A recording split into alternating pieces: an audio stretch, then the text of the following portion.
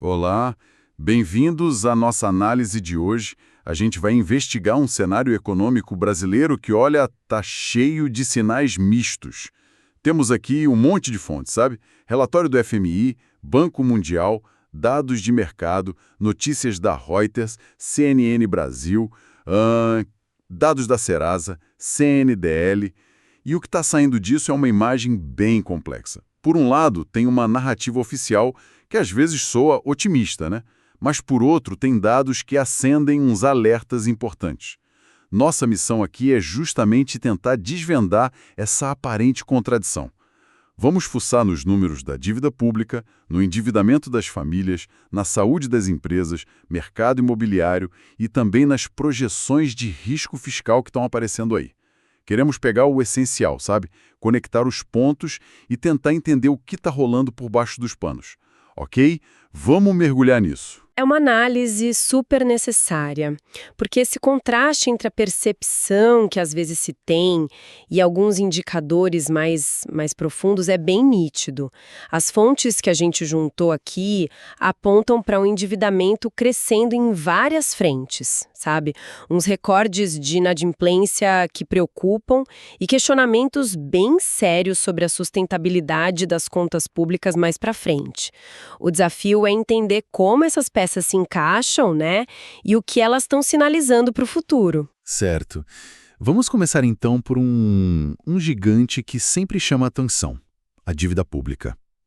Fontes como o Banco Mundial, FMI e também relatórios de mercado mostram a dívida bruta do governo geral ali perto de 76% do PIB em 2024. Isso subindo em relação ao ano anterior. 76% já parece um número bem alto, né? Sem dúvida é um patamar que exige atenção. E não é só o número em si, 76%, mas o que ele significa na prática, né? Com a dívida nesse nível, o orçamento do governo fica muito, mas muito sensível a qualquer mudançazinha na taxa de juros. As fontes internacionais, tipo FMI, Banco Mundial, elas detalham essa subida, né? Veio de uns 73,8% para 76,5% em 2024. E os dados de mercado indicam que continua aí em 2025. Num cenário de juros altos, como que a gente tem visto, o custo para rolar essa dívida, o famoso serviço da dívida, ele dispara. E isso acaba comendo uma fatia cada vez maior do dinheiro público, sabe? Dinheiro que podia ir para investimento, para saúde, educação. Fica um dreno constante no orçamento. É um custo meio invisível para o dia a dia, mas o impacto é bem real, como algumas análises da Reuters mostram bem. Entendi. E essa pressão toda não fica só no governo, né? Os dados sobre as famílias brasileiras que a gente achou são, nossa, igualmente ou talvez até mais impactantes. Relatórios da CNDL e da Serasa, eles trazem números para 2025 que são alarmantes. Coisa de 70 a 75 milhões de brasileiros com conta atrasada. A gente está falando de quase 43% da população adulta do país com o nome sujo, segundo algumas dessas fontes. E tem mais. Dados da CNC e da Serasa também mostram que mais de 78% das famílias tinham algum tipo de dívida lá por meados de 2025. É gente demais no limite, né? Exatamente. Esses números são um raio-x da fragilidade na base da economia doméstica. Mostra como o orçamento das pessoas está esticado. Essa combinação de dívida alta e inadimplência recorde significa que a capacidade de consumir das famílias está muito pressionada. Como algumas fontes tipo The Hill Times e os próprios relatórios da CNDL apontam, né? Qualquer solavanco a mais, tipo um aperto nos juros, uma piora no emprego, pode ter um efeito cascata. Pode levar a uma retração do consumo, da economia, de um jeito bem mais forte. A margem de manobra financeira para uma parte enorme da população simplesmente sumiu, sabe? É um sinal de alerta que vem direto da ponta. E essa tensão vai se espalhando, né? Não para no consumidor. As fontes que a gente analisou, tipo matérias da CNN Brasil, baseadas em dados da Serasa, falam num número impressionante. Cerca de 8 milhões de empresas de CNPJs negativados, com restrição de crédito lá por meados de 2025. 8 milhões de empresas. Isso parece indicar um problema mais sistêmico, não? Com certeza não é um dado isolado.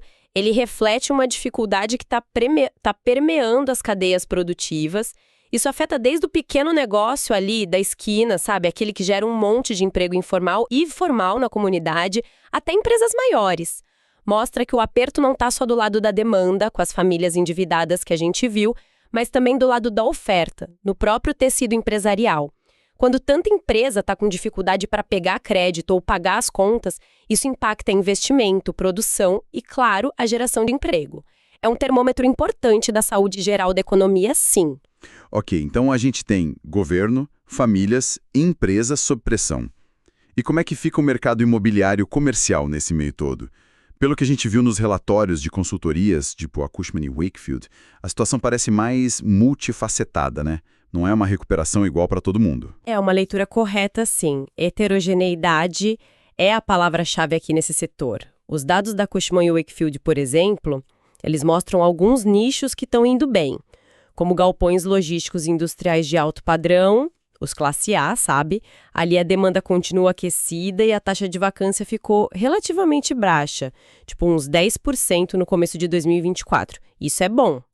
Só que outros segmentos importantes não estão nessa mesma vibe otimista. Quais segmentos, por exemplo? Você tem uma ideia? Olha, escritórios corporativos, principalmente aqueles de classes B e C, ainda enfrentam uma recuperação mais lenta em várias cidades, segundo essas mesmas fontes de mercado.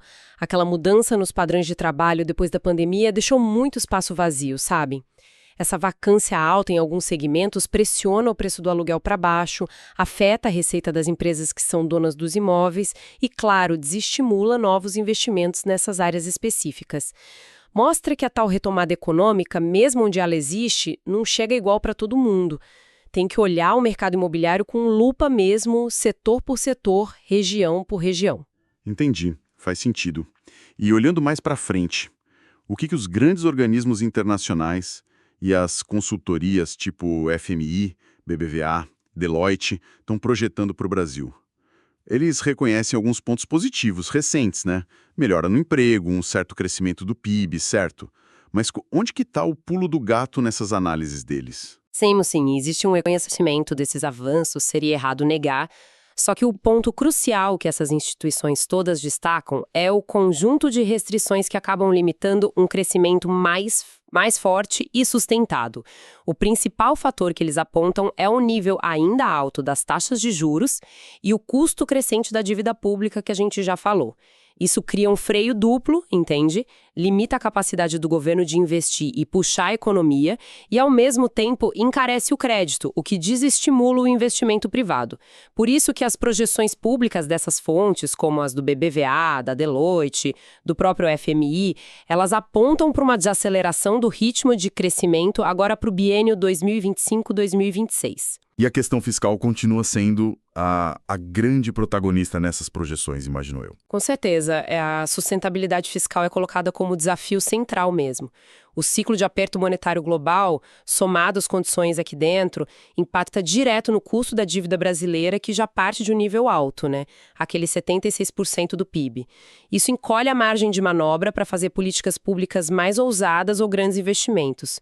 Então, o debate sobre como reequilibrar as contas públicas volta com tudo nas análises de médio prazo desses organismos, é o tema que domina as preocupações sobre a trajetória futura da economia. E o mais interessante é que esse alerta sobre o risco fiscal parece que não vem só de analista de fora, né? As fontes que a gente recebeu mencionam umas advertências vindas de dentro do próprio governo. Uma matéria da Reuters, por exemplo, cita a ministra do Planejamento alertando que o atual arcabouço fiscal, aquele conjunto de regras que limita o gasto do governo, pode ficar insustentável lá por 2027. Essa é uma sinalização interna muito relevante. Esse alerta ministerial que a Reuters reportou foca no aumento das despesas obrigatórias, e aí entram os precatórios, né, aquelas dívidas do governo que a justiça manda pagar, e no pouco espaço para fazer manobras fiscais mais fortes antes das eleições de 2026. Isso se junta com as análises de risco de consultorias como Eurasia Group, Cofaces, que, segundo as fontes, chegam a usar a expressão bomba econômica ou bomba fiscal para o período 2026-2027. Bomba econômica. Nossa, isso soa bem grave. O que configura exatamente essa bomba que eles falam? Olha, se a gente conectar todos os pontos que a gente discutiu até agora, Essa janela de 2026-2027 aparece como um período potencialmente crítico de acordo com essas análises. A preocupação é a convergência de vários fatores negativos ao mesmo tempo, sabe? Juros ainda altos ou caindo muito devagar, o custo acumulado da dívida pesando cada vez mais no orçamento, lembra dos 76% do PIB? O crescimento de despesas obrigatórias, que são difíceis de cortar, tipo precatórios, benefícios indexados, e, crucialmente, as limitações políticas, que são normais num período pré-eleitoral, que dificultam aprovar medidas de ajuste que são impopulares. A tal bomba seria a materialização desse risco todo.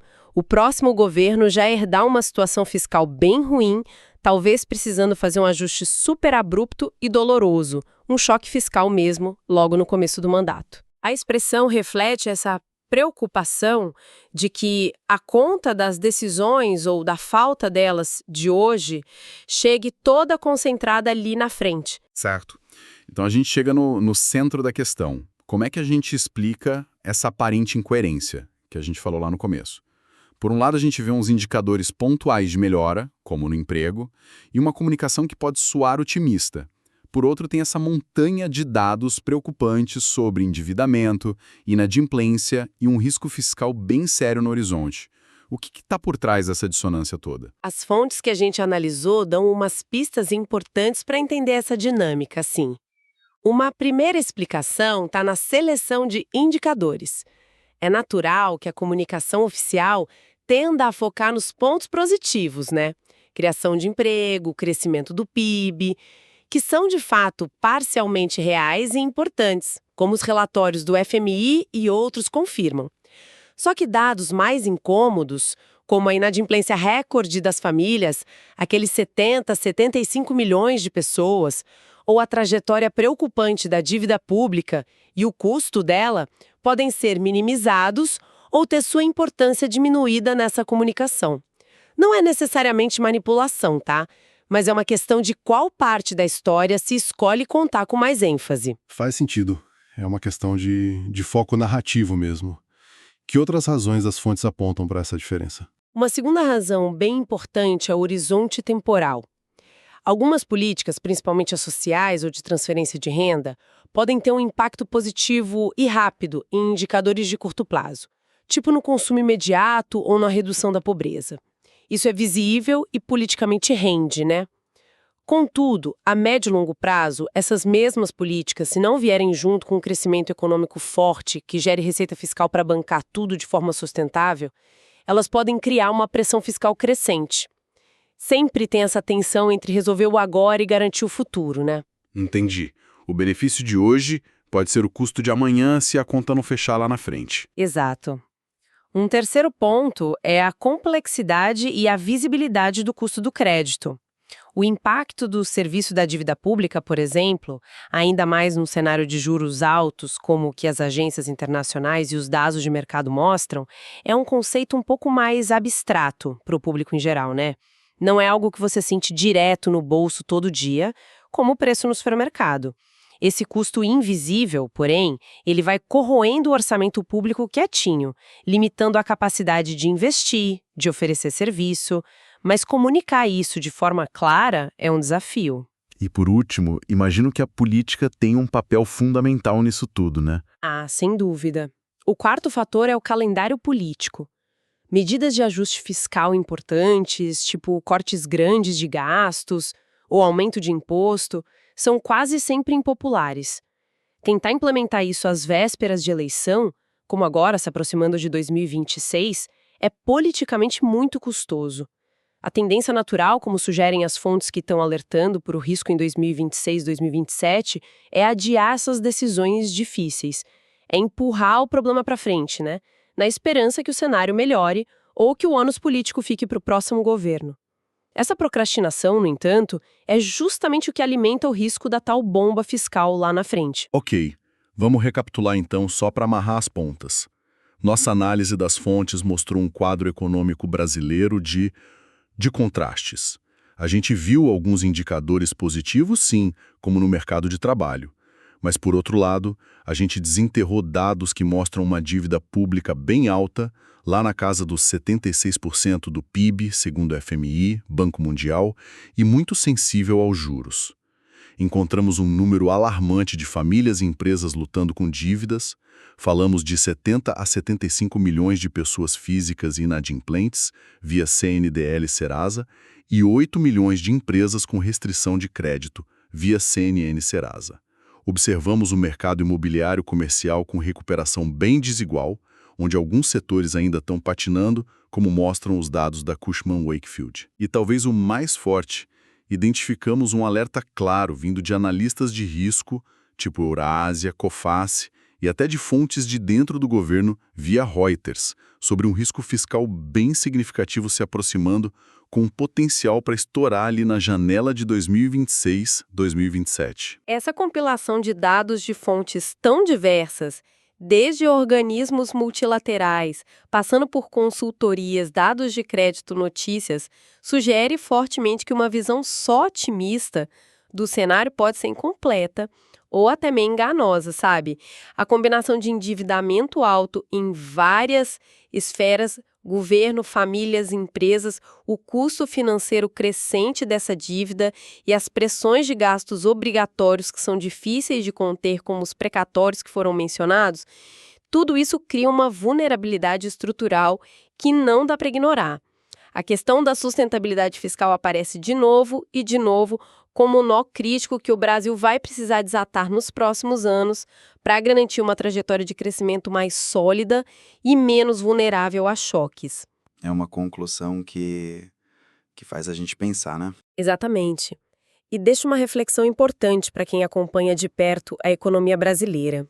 Considerando essas pressões fiscais que as fontes documentaram tão bem, o peso crescente da dívida e esse calendário político apertado que dificulta tomar medidas corretivas antes de 2026, quais seriam os sinais ou os indicadores-chave que a gente deveria ficar de olho nos próximos meses e anos? Que pistas diriam para a gente se os ajustes necessários estão vindo a tempo de desarmar essa potencial bomba de 2027? Ou se, pelo contrário, o risco de um choque fiscal mais pesado está aumentando ali quietinho? Fica a questão para a gente continuar observando, né?